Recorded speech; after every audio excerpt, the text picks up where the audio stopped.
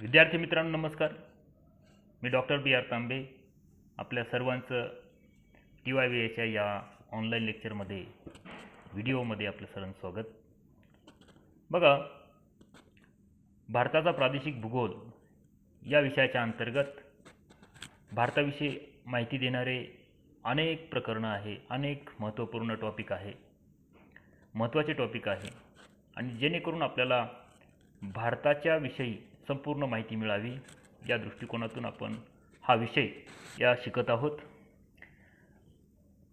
Drainage हे तिसरं प्रकरण आपण सुरू केलेलं आहे आणि यामध्ये हिमालयात उगम पावणाऱ्या नद्या याविषयी आपलं महत्त्वाचं लेक्चर झालेलं आहे आणि त्यामध्ये साधारणतः इंडस रिव्हर, गंगा रिव्हर आणि ब्रह्मपुत्रा रिव्हर या 3 रिव्हरचा अभ्यास आपण मागच्या लेक्चरला केला आहे, ज्यामध्ये या नद्यांविषयी संपूर्ण माहिती देण्याचा प्रयत्न या ठिकाणी मी केलेला आहे. आता आजच्या लेक्चरमध्ये आपण ईस्ट फ्लोईंग रिव्हर यांच्याविषयी आपण अभ्यास करणार आहोत. त्यामध्ये महत्त्वाच्या 2 नद्या ज्या आहे, ज्या महानदी आणि गोदावरी याविषयी आपण थोडक्यात चर्चा आपण करणार आहोत. बघा, तत्पूर्वी दख्खनच्या ईस्ट फ्लोईंग रिव्हर जे आहे किंवा पॅनिन्सुला प्लॅट्यू जो आहे, पठारी प्रदेशावर उगम पावणाऱ्या ज्या नद्या आहेत त्यापैकी 4 नद्यांचा अभ्यास आपल्याला आहे. त्यामध्ये महानदी, गोदावरी, कृष्णा आणि कावेरी या 4 महत्त्वाच्या नद्या आहेत. या 4ही नद्या ईस्ट फ्लोईंग आहे, म्हणजे पूर्वेकडे वाहणाऱ्या आहे. त्याचबरोबर बंगालच्या उपसागराला मिळणाऱ्या पण या महत्त्वाच्या नद्या आहेत.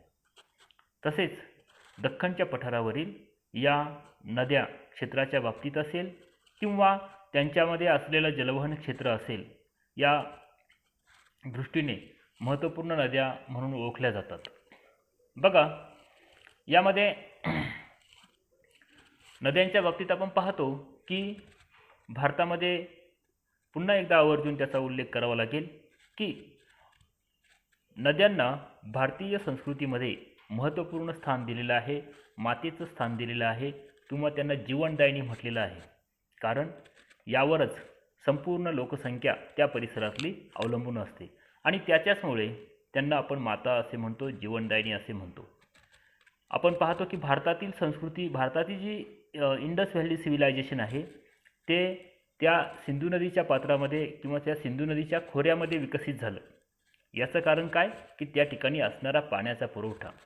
बऱ्याचशा लोकवस्ती ज्या आहे त्या नदी काठाभोवती वसलेल्या आपल्याला दिसतात किंवा बऱ्याचशा लोकवस्ती अशा आहे की त्या पाण्याच्या सानिध्यामध्ये आपल्याला पाहायला मिळतात. बरीचशी शहरं ही नदी काठ, कारण त्या ठिकाणी या लोकसंख्येला पाणी पुरवठा व्हावा या दृष्टिकोनातून ही शहरं या नदी काठाला वसलेली आपल्याला पाहायला मिळतात. भले त्या ठिकाणी महापूर येवो, त्या दरवर्षी त्या ठिकाणी पुराचा तडाखा बसो, तरीसुद्धा ही शहरं याच ठिकाणी वसलेली आपल्याला पाहायला मिळतात. पहिली नदी पाहता आपण महानदी. बघा, या नदीच्या खोऱ्याचा परिसराचा जर आपण विचार केला तर साधारणतः मध्य प्रदेश असेल, ओडिसा राज्य असेल, छत्तीसगड असेल, या महत्त्वपूर्ण राज्यामधून या नदी खोऱ्याचा परिसर आपल्याला पाहायला मिळतो. बघा, सोबतच्या नकाशामध्ये जो हिरव्या रंगाचा जो भाग आहे हा संपूर्ण नदीच्या परिसराचा भाग आपल्याला पाहायला मिळतो. तर या ठिकाणी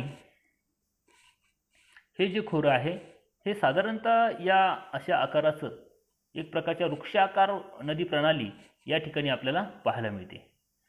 तर हा एक महत्त्वाचा भाग या नदीच्या बाबतीत आपल्याला सांगता येतो.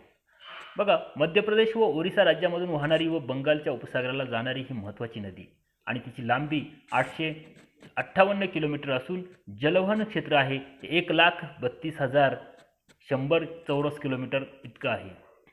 मध्य प्रदेशातील रायपूर जिल्ह्यात सिहाव गावापासून काही अंतरावर या लहानशा कुंडात तिचा उगम होतो. पहिल्या टप्प्यात ती अनेक उपनद्यांसह महानदी जी आहे ती रायपूर जिल्ह्यातून प्रथम उत्तरेकडे थोडी ईशान्येकडे, सुरुवातीला छत्तीसगडच्या द्रोणीतून पूर्वेकडच्या भागात जलवहन करीत 204 किलोमीटर उत्तरेला वाहत गेल्यावर पश्चिमेकडे येणारी सेवनाथ नदी मिळाल्यावर ही काहीतरी पूर्ववाहिनी बनते.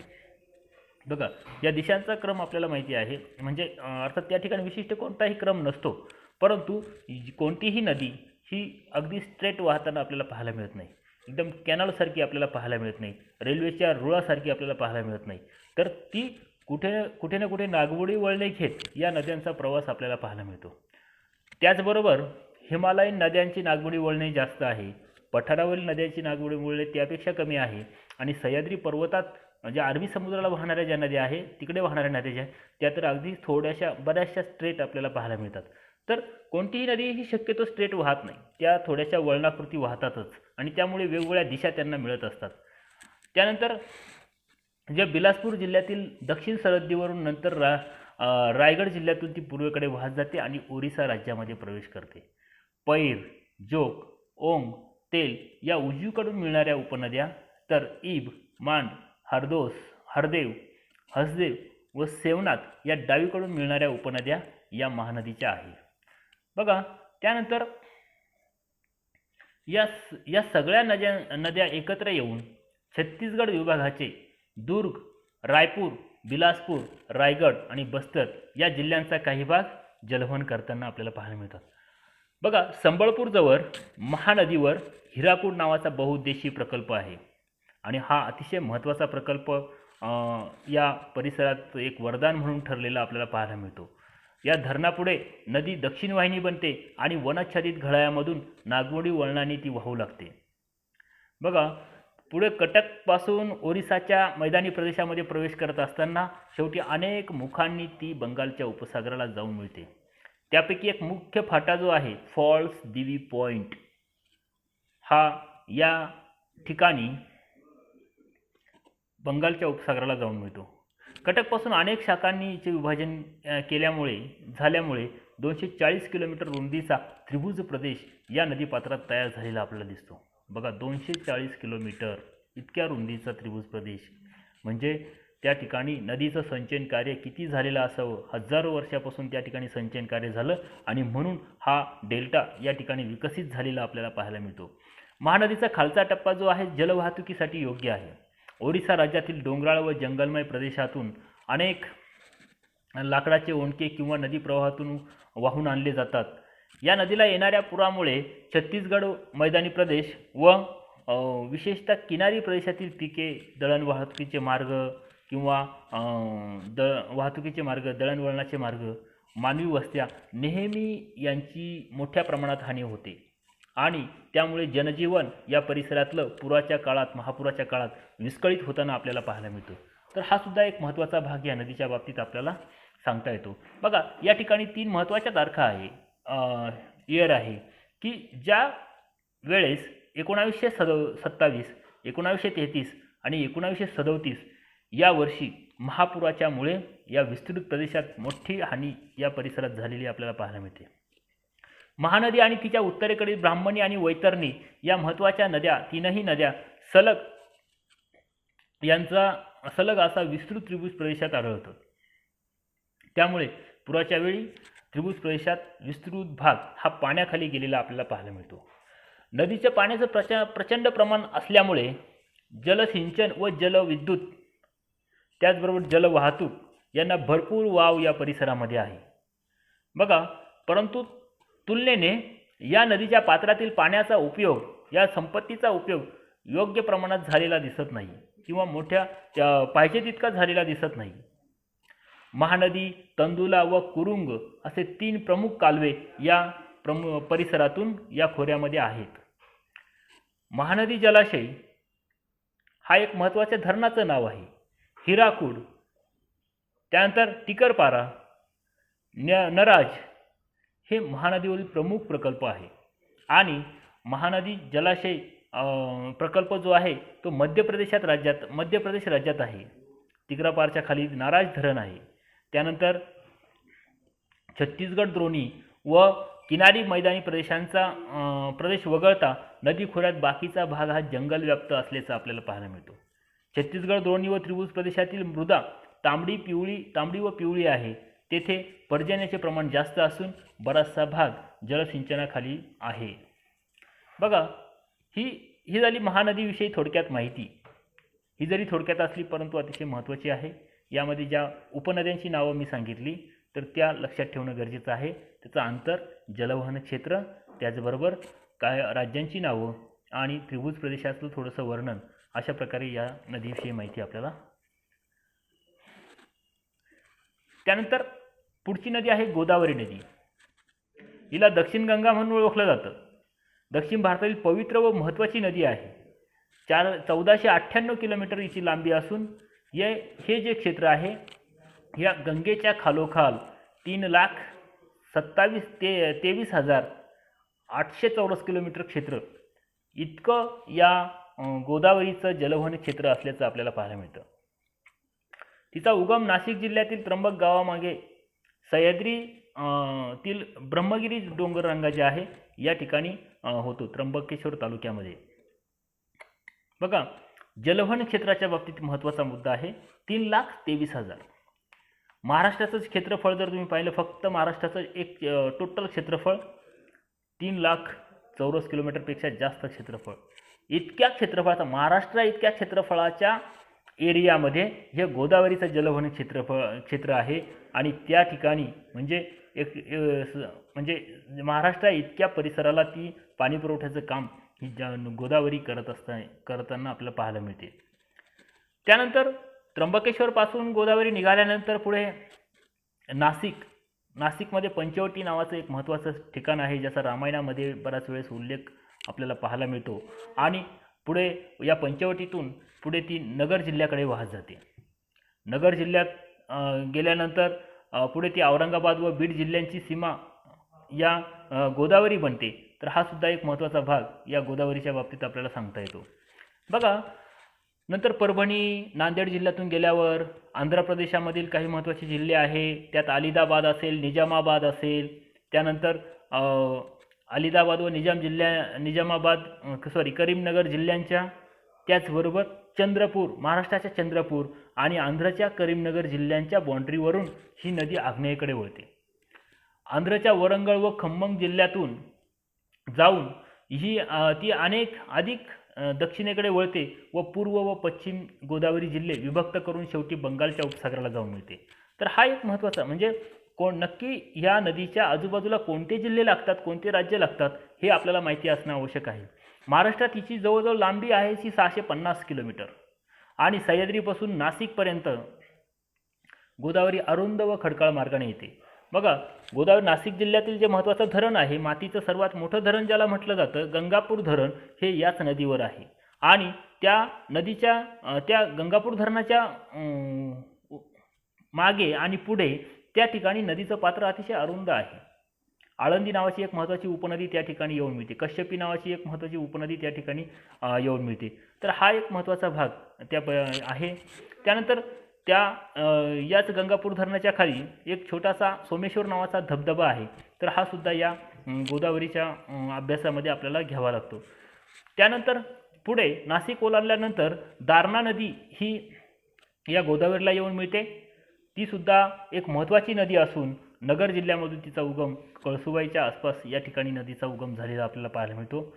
त्यानंतर या दारणा नदीच्या संगमानंतर पुढे जो नांदूर मधमेश्वर नावाचं एक धरण आहे, नांदूर मधमेश्वर नावाचं जे धरण आहे, तर त्या ठिकाणी या नदीला नांदूर मधमेश्वर नावाचा डॅम आहे, तिथे कादवा नदी येऊन मिळते. त्यानंतर पुढे नेवासा एक महत्त्वाचा तालुका आहे नगरमधला, तिथे प्रवरा नदी येऊन मिळते. तिचा सुद्धा उगम कळसुबाई येथे आणि भंडारदरा नावाचं धरण याच प्रवरा नदीवर आणि रंधा फॉल नावाचा महत्त्वाचा धबधबा या प्रवरा नदीवर आहे. त्यानंतर पैठणवरून पुढे गेल्यानंतर बीड जिल्ह्यात जो मंजरत्न येथे सिंदफणा नदी येऊन मिळते. पूर्णा स्थानकाजवळ परभणीकडून आलेली पूर्णा नदी डावीकडून येऊन मिळते आणि नांदेडहून गेल्यानंतर तिला मांजरा नदी उजवीकडून येऊन मिळते. तर ह्या 3 महत्त्वाच्या नद्यासुद्धा आहे, सिंदफणा, पूर्णा आणि मांजरा, प्रवरा. त्यानंतर पुढे चंद्रपूर जिल्ह्याच्या, म्हणजे बघा, गोदावरी नदी नाशिकमधून पुढे गडचिरोली चंद्रपूर जिल्ह्याच्या बाँड्रीकडे जाते. तर या दृष्टिकोनातून सुद्धा आपल्याला याचा उल्लेख करणं गरजेचं आहे. जो चंद्रपूर जिल्ह्याच्या सीमेजवळ सिरोंचाच्या खाली या नदीला पैनगंगा, वर्धा आणि वैनगंगा या महत्त्वाच्या नद्या येऊन मिळतात. यांचे पाणी आणणारी प्राणहिता, बघा पैनगंगा आणि वैनगंगा यांचा जो संगम आहे तो पुढे प्राणहिता नावाने ओळखला जातो आणि ती पुढे चंद्रपूर सरहद्द सोडताना मध्य प्रदेशातील बस्तर जिल्ह्यामधून आलेली इंद्रावती जी नदी आहे ती येऊन या नदीला मिळते. नंतर धर्मसागरजवळ उजवीकडून येणारी मानेर, खम्मक जिल्ह्यातून मानेर व खम्मक जिल्ह्याचा उत्तर भागातून उजवीकडे कन्नरसानी व डावीकडून शबरी या महत्त्वाच्या नद्या या नदीला येऊन मिळतात. नक्कीच या नदीचा, गोदावरी नदीचा अंतिमचा जो भाग आहे, त्रिभुज प्रदेशाचा जो भाग आहे, त्या ठिकाणी घनदाट अरण्यांचा भाग म्हणून हा ओळखला जातो. साग आणि बांबू सारखी वृक्ष या परिसरामध्ये आपल्याला पाहायला मिळतात. त्यानंतर अजून बंगालच्या उपसागराकडे गेलो तर त्या ठिकाणी काही सिंचन कार्यामुळे, नदीच्या सिंचन कार्यामुळे तयार झालेली बेटं आपल्याला या नदीमध्ये पाहायला मिळतात. त्या ठिकाणी उत्कृष्ट तंबाखूच्या बागा किंवा तंबाखू त्या ठिकाणी पिकतो. त्यानंतर या नदीचं पात्र इतकं रुंद होतं की 2.5 किलोमीटर 2.5 किलोमीटर लांबीचा रुंदीचा एक पूल या ठिकाणी तयार झालेला आपल्याला पाहायला मिळतो रेल्वेचा. त्यानंतर धवलेश्वम येथे 1857 इथे एक बंधारा बांधलेला आहे, तर त्याला ॲनिकेट असं म्हटलं जातं. त्यानंतर त्रिभुज प्रदेशाच्या जो प्रदेश त्या ठिकाणी सुरू होतो त्यास पूर्वेस गौतमी गोदावरी आणि पश्चिमेस वशिष्ठ गोदावरी हे 2 मुख्य प्रवाह असून वैनतेय हा एक प्रमुख प्रवाह त्याचा आहे.